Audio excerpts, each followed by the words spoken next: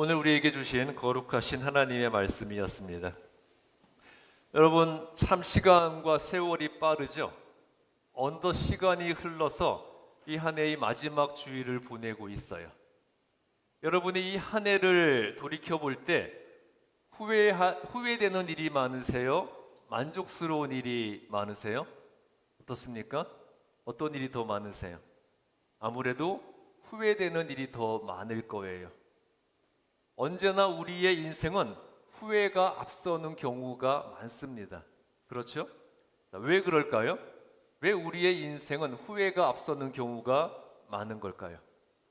바로 내 스스로 내 인생을 책임지려고 하고 내 힘으로 인생을 이끌어 가려고 하기 때문이에요. 여러분, 인간의 인생을 책임져 주는 것은 무엇일까요? 무엇이 우리의 인생을 책임져 줍니까? 뭐가 책임져 주죠? 돈이 책임져 주고, 또 신분과 지위, 명예와 권력, 그리고 인간관계가 내 인생을 책임져 주고 또 내 인생을 성공으로 이끌어 준다고 생각을 하잖아요. 그런데 이러한 돈과 신분과 지위, 명예, 권력, 그리고 인간관계, 이 모든 것들은 결국 무엇에 의해 가지게 되는 거예요? 직업을 가질 때 이 모든 것을 누리게 되는 거잖아요. 직업에 의해서 사회 활동을 하고 직업을 통해서 먹고 살게 되고 직업에 의해서 삶을 이끌어 가게 되기 때문입니다. 여러분, 세상에는 여러 가지 각종 직업들이 있죠. 가장 일반적인 직업인 회사원부터 또 사업가도 있고요. 요즘 아이들에게 최고 선망의 직업이 뭘까요? 요즘 아이들에게 최고 선망의 직업은 연예인, 인플루언서, 그런 직업들이에요. 또 각종 특색 있는 직업도 많이 있습니다. 특별한 직업들. 자, 병아리 감별사도 있고요. 또 애완동물이 가족의 개념으로 바뀌고 있는 현 시대에는 애완동물 장의사도 호황을 누리고 있다고 합니다. 그리고 누군가에게 실수를 해서 사과를 해야 되겠는데 나는 못하겠어요. 그럴 경우에는 사과를 대신해주는 대리 사과인이라는 직업도 생겼대요. 그리고 여러분, 골프 좋아하실 텐데 골프장 연못과 호수에 가득 들어가 있는 그 골프공을 수거하는 골프공 다이버도 있고요. 그리고 향수나 탈취제를 만들기 위해서 하루의 시작을 동료의 겨드랑이 냄새를 맡는 것으로 시작하는 겨드랑이 냄새 감별사도 있대요. 사진 맨 오른쪽이 겨드랑이 냄새 맡고 있는 거예요. 그러니까 이 겨드랑이 냄새 감별사는 하루 종일 다른 사람 겨드랑이 냄새만 맡는 겁니다. 그러니까 냄새를 분석을 하는 거죠. 이분들의 연봉이 억대 연봉을 받는다고 그래요. 그리고 여성들에게는 요즘에 레이싱걸과 치어리더도 인기 직업이 되어 있고요. 자, 그런데 최근에 대세가 된 직업이 뭘까요? 최근에 가장 대세가 된 직업, 바로 유튜버가 최고의 대세가 되어 있습니다.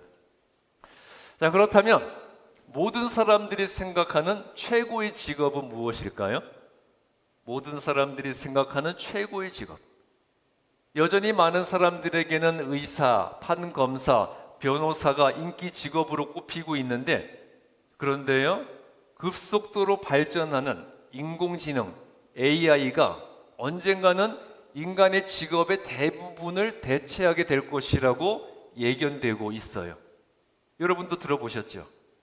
그런데 이 인공지능 AI가 인간 직업의 대부분을 대체하게 되더라도 AI가 절대 대신할 수 없는 직업으로는 목사가 꼽혔대요. 그 말 들으니까 저는 안심이 되더라고요. 내 직업은 안전하겠구나. 왜냐하면 이 목사라는 직업이 인간의 감정과 영적인 부분을 다루는 직업이기 때문에 AI가 대신하기 힘들 것이라는 논리였습니다. 그런데 제 생각은 달라요. AI가 얼마든지 대체할 수 있습니다. 자, 교회와 신앙에 있어서도 내 생각과 기호를 중요하게 여기는 시대가 되었기 때문에 많은 성도들이 나한테 맞는 교회, 나한테 맞는 목사, 그리고 내가 선호하는 설교 스타일과 교회 프로그램을 찾아서 여기저기 교회 쇼핑을 하는 것이 이미 대세가 되어 있지 않습니까? 하나님이 무엇을 명령하셨고 성경이 무엇을 말씀하고 있는가는 중요하지 않고요.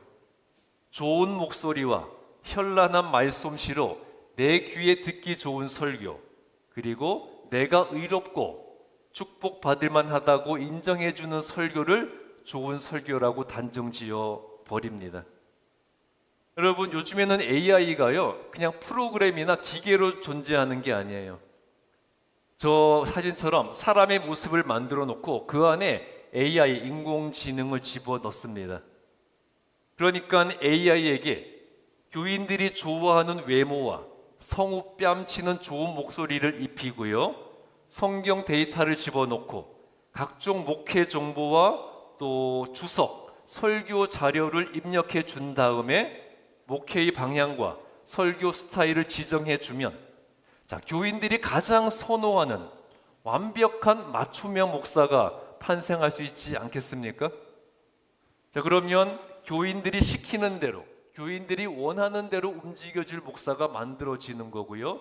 그런 목사가 시키는 일까지 다 완벽하게 해낼 테니까 교인의 입장에서는 얼마나 좋겠습니까? 그렇죠? 여러분들도 그런 목사 있으면 좋지 않겠어요? 여러분이 원하는 목소리, 원하는 외모, 원하는 설교 스타일 시키는 대로 할 거 아니에요. 그런 시대가 올 수도 있을 것 같아요. 자, 이처럼 인간의 역사 가운데 직업이 다양하게 발전하고 변하고 있는데, 그렇다면 인류 최초의 직업은 무엇일까요? 인류 최초의 직업, 제 생각에는 아마도 백수일 것 같아요. 백수가 인류 최초의 직업일 것 같습니다. 자, 왜냐하면 에덴 동산에서 아담과 하와가 뭘 했습니까? 날마다 놀고 먹었잖아요. 자, 그런 아담과 하와를 보면 백수가 최초의 직업일 것처럼 보이기는 하지만, 그런데 육체적 노력이 들어가는 실제적인 최초의 직업은 뭘까요? 육체적 노력이 수반되는 최초의 직업은 농부일 겁니다. 자, 에덴 동산을 쫓겨난 아담과 하와에게 흙이 삶의 터전이 되었다는 것이 창세기 3장 17절부터 18절에 언급되고 있잖아요. 자, 아담은 흙을 생계 수단으로 삼고 농사를 짓게 되었는데요. 그런데 이 아담이 흙으로부터 나왔잖아요. 흙이 아담의 근원이에요. 이렇게 아담은 자신의 근원인 그 흙을 삶의 기반이자 생계 수단으로 삼고 농사를 짓게 되었습니다. 그런데 아담이 흙으로부터 나왔잖아요. 흙이 아담의 근원이에요. 그러니까 아담과 흙은 하나의 근원입니다. 이렇게 아담과 아담의 근원이 되는 흙에서 짓는 농사, 즉 아담과 농사는 같은 본질을 가지고 같은 운명을 가지게 될 것이라는 것을 암시해주고 있어요. 이렇게 아담은 농사를 짓게 되었는데, 이 농사라는 직업도 하나님이 주신 것이잖아요. 즉 인간의 생계를 책임지는 직업도 결국에는 다 하나님께서 당신의 뜻에 따라 각 사람에게 주시는 것이고요. 특히 인간에게 주어진 최초의 직업인 농부는 인간의 삶에 하나님께서 적극적으로 개입하시고 그 삶을 이끌어 가신다는 것을 보여주고 있습니다. 자, 흙으로 만들어진 인간은 오직 하나님의 개입하심과 인도하심에 따라 그 삶이 결정이 됩니다. 인간에게 주어진 최초의 직업인 농부는요, 인간이 최선의 노력을 다해 피땀을 흘리더라도 마지막 결과는 어디에 달려 있습니까? 하늘에 달려 있어요. 농부가 열심히 일한다고, 열심히 농사 짓는다고 무조건 풍년이 보장되는 것이 아니잖아요. 그렇죠? 때맞은 비와 바람과 햇살이 필요한 것이고요. 잘못해서 태풍 한 번 불고 병충해 한 번 덮치면 한순간에 모든 것이 망쳐져 버릴 수도 있습니다. 그런데 이 모든 것은 인간이 할 수 있는 영역이 아니잖아요. 이처럼 인간이 절대 주관할 수 없는 자연의 섭리와 환경과 현상이 다 땅에 영향을 미치게 되는데요. 이처럼 비와 눈과 바람과 햇살과 날씨 등이 땅에, 즉 흙에 영향을 미친다는 것은 결국 하나님의 절대적 능력의 개입이 흙으로 만들어진 인간에게도 필요하다는 것을 보여주고 있어요. 흙에서, 땅에서 이루어지는 농사에 하나님의 절대적 개입이 반드시 필요한 것처럼 그 흙으로 만들어진 인간의 인생에도 하나님의 절대적인 개입이 반드시 필요하다는 거죠. 이와 같이 흙으로 만들어진 인간도 모든 일에 있어서 최선의 노력을 다하더라도 마지막 결과는 하나님의 개입하심에 의해 결정이 되는 겁니다. 흙에서 하는 농사나 흙으로 만들어진 인간의 인생이나 모든 일에 있어 최선의 노력을 다하더라도 마지막 결과는 오직 하나님의 개입하심에 의해서만 결정이 된다는 거죠. 여러분, 인간이 아무리 잘나도요, 인간 스스로 완벽해질 수 없고요, 자신의 힘으로 모든 것을 이룰 수는 없어요. 그런데도 많은 사람들은 하나님을 믿느니 나를 믿어라. 나는 자기의 무엇을 믿는다 그럽니까? 나는 내 주먹을 믿는다. 그런 무신론자들도 있고요. 그리고 하나님이 밥 먹여주는 것 아니고 내가 당신들 월급 주고 당신들 밥 먹여준다는 그런 무신론 고용주들도 많이 있어요. 그렇지만 여러분, 인간이 얼마나 연약합니까? 하루 앞을 내다보지를 못하잖아요. 한치 앞을, 1시간 후의 일을, 10분 후에 내게 일어날 일을 알지 못하는 인간이, 또 내 몸 하나 건사하지 못하는 나약한 인간이 스스로 완벽하다는 발상 자체가 바로 죄악인 거예요.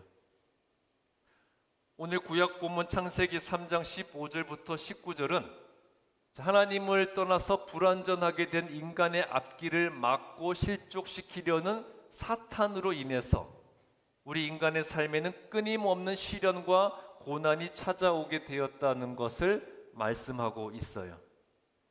창세기 3장 15절에서 아담과 하와가 죄를 짓게 만들고 실족시켰던 사탄이 아담과 하와의 후손인 사람과 원수가 되어서 사람을 괴롭히게 될 것이 예언되고 있죠.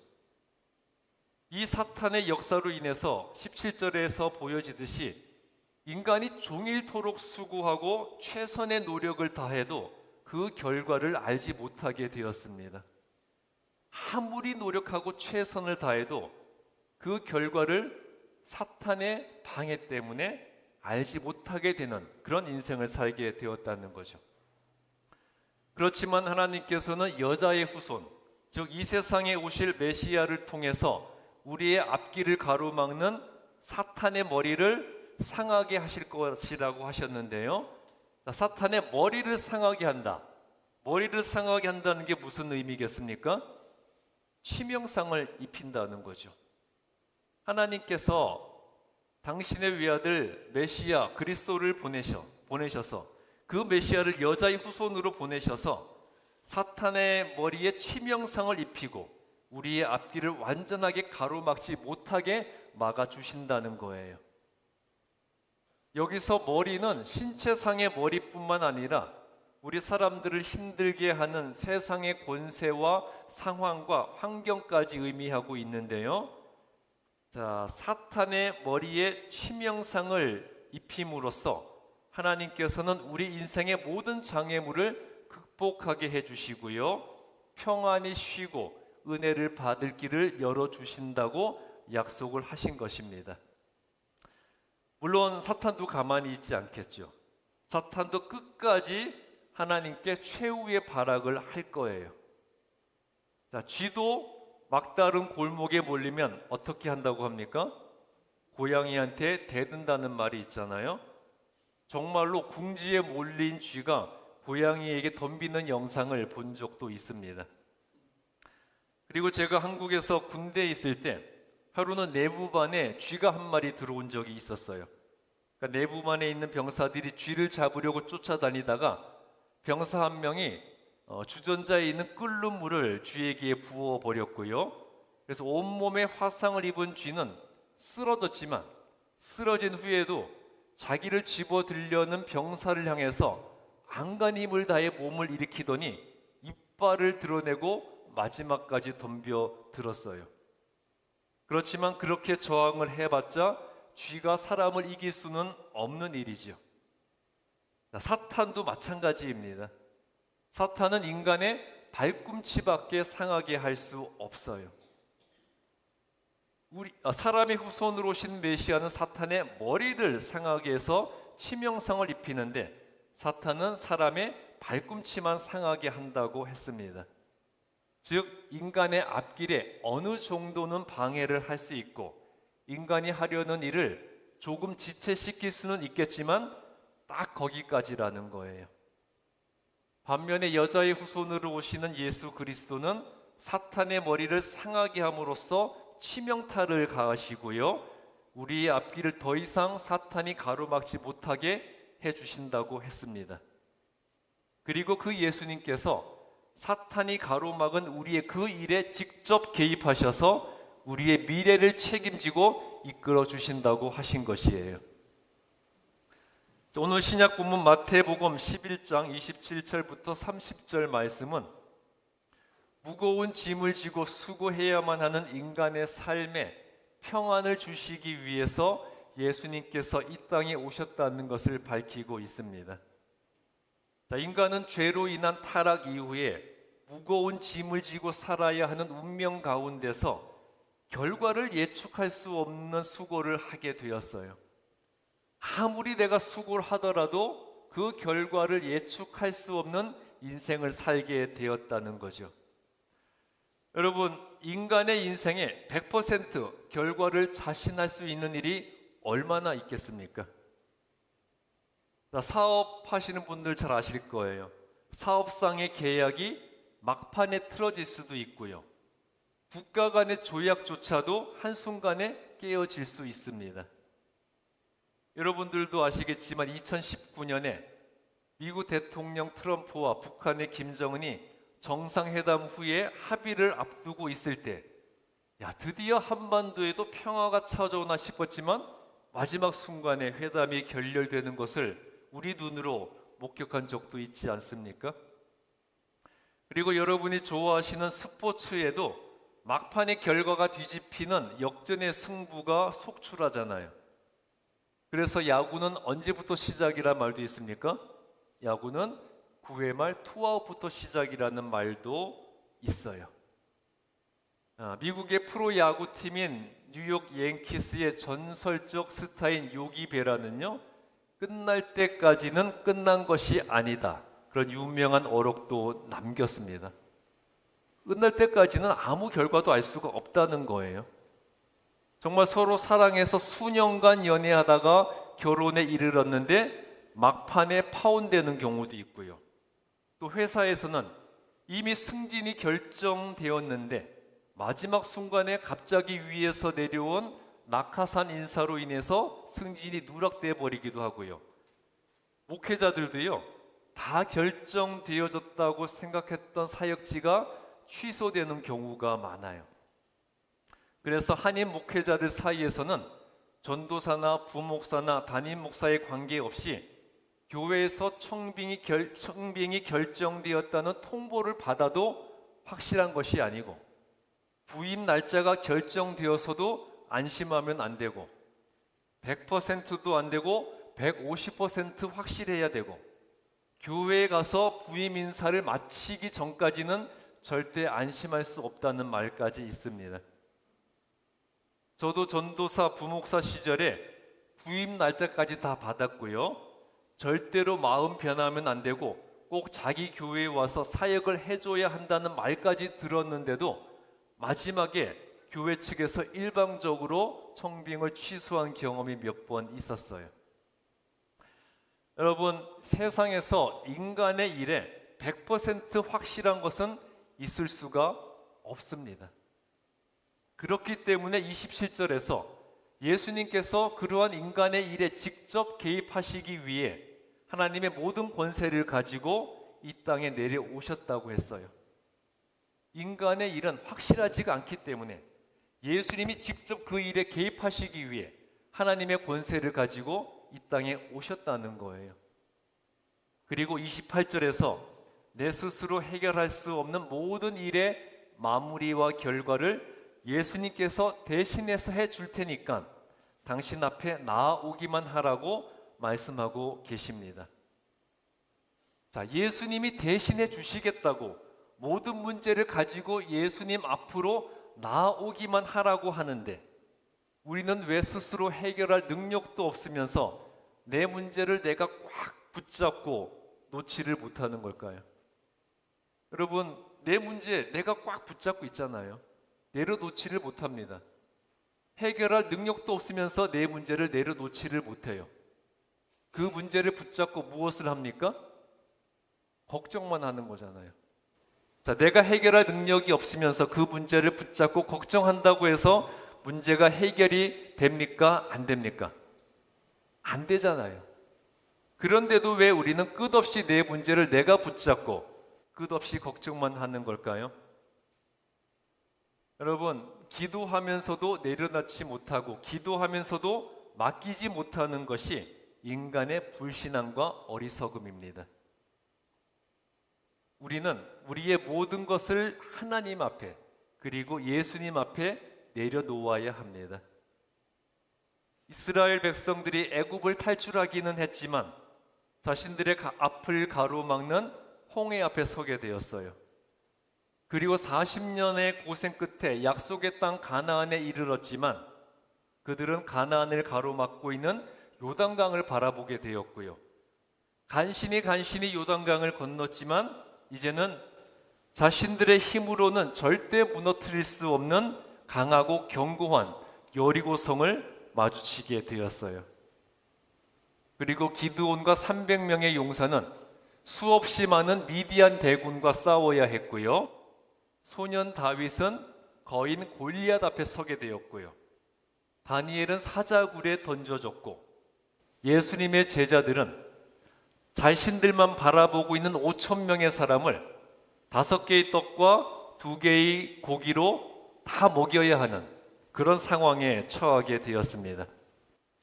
자, 이 모든 상황들은 자신들의 힘과 능력으로는 절대 극복하고 해결할 수 없는 불가능의 상황을 맞이하게 된 것이었어요. 오직 누구만이 해결할 수 있는 거죠? 이제 오직 하나님만이 모든 문제를 해결하실 수 있었고 결국 하나님께서 모든 것을 해결해 주셨습니다. 저 중에 어느 것이 인간이 자기 힘으로 해결할 일이 있습니까? 하나님이 해결해 주신 거예요. 자, 이렇게 미래를 예측할 수 없는 내 인생에 있어서 하나님이 반드시 역사하셔야만 하는 부분을 인정하시고 가만히 멈추어 서서 하나님이 일하시게 하시기 바랍니다. 하나님께 전적으로 맡기고 의뢰할 때 하나님께서 가장 좋은 것을 가장 좋은 방법으로 주실 것입니다. 자, 예수님께서는 29절부터 30절에서 나의 멍에를 메고 내게 배우라. 내 멍에는 쉽고 내 짐은 가볍다라고 하셨어요. 자, 멍에는요 2명의 노역자가 어깨에 메고 끌던 농기구예요. 자, 원래 이 멍에는 누가 메고 끄는 거였습니까? 멍에는 원래 소가 끄는 거였죠.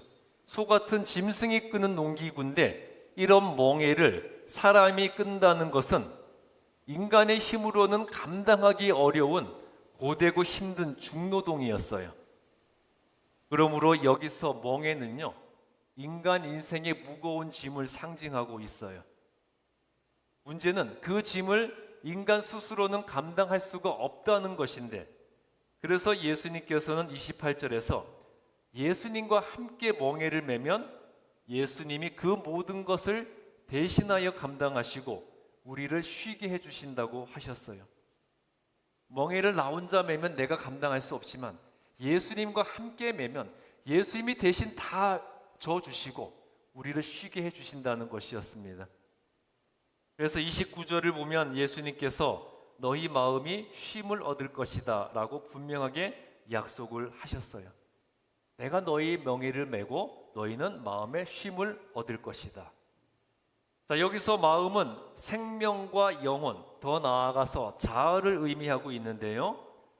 죄로 말미암아 자신의 근원인 땅에서 일하고도 미래를 확신하지 못하던 인간에게 예수님이 오셔서 모든 인생의 짐을 대신 져주시고 우리의 자아와 미래를 실현하도록 해주신다는 말씀이에요. 여러분, 우리 인간은 누구에 의해서 누구의 형상대로 만들어졌습니까? 우리는 하나님에 의해서 하나님의 형상과 모양대로 창조되었습니다. 그런 인간은 오직 하나님의 개입과 도움에 의해서만 평안함을 누릴 수가 있는 거예요. 하나님께 모든 것을 맡길 때 하나님께서 모든 것을 책임져 주시고요. 예수님께 전적으로 의지할 때 예수님이 모든 것을 나를 대신하여 해 주십니다. 자, 이렇게 맡기면 다 해 주신다고 하는데도 다 맡기지 못하는 것이 불신앙이고 불순종이고 믿음 없음이에요. 예수님이 약속하셨잖아요. 내게 맡기면 내가 대신 다 해주겠다. 그런데도 못 맡기면 그게 불신앙이고 불신종이고 믿음 없음이라는 거죠. 여러분, 인간으로서 나는 무능하잖아요. 나는 무능하지만 하나님은 전능하신 분이십니다. 나는 어리석지만 예수님은 모든 것을 다 아시는 분이에요. 그리고 나는 약하지만 성령은 기적을 행하시는 분이에요. 그러니까 여러분, 내 인생에 하나님이 개입하시도록 모든 것을 내어 드리십시오. 하나님이, 예수님이 우리의 인생에 개입하시겠다고 하셨잖아요. 그리고 우리의 짐을 대신 지겠다고 하셨어요. 내 인생에 하나님이 개입하실 수 있도록 모든 것을 내어 드리시기 바랍니다. 그래서 내가 책임지는 인생이 아니라 하나님이 직접 책임져 주시는 인생이 될 때 세상과 사람이 주지 못하는 참 평안과 마음의 쉼을 얻게 될 것입니다. 자, 여러분 인생에 있어서 성공하고 싶으시죠? 여러분 성공하고 싶으시죠? 우리 인생의 성공 여부가 어디에 달려 있겠습니까? 오늘 말씀을 기본으로 볼 때 내 인생의 성공 여부는 예수님께 내 인생을 얼마나 맡기느냐에 달려 있습니다.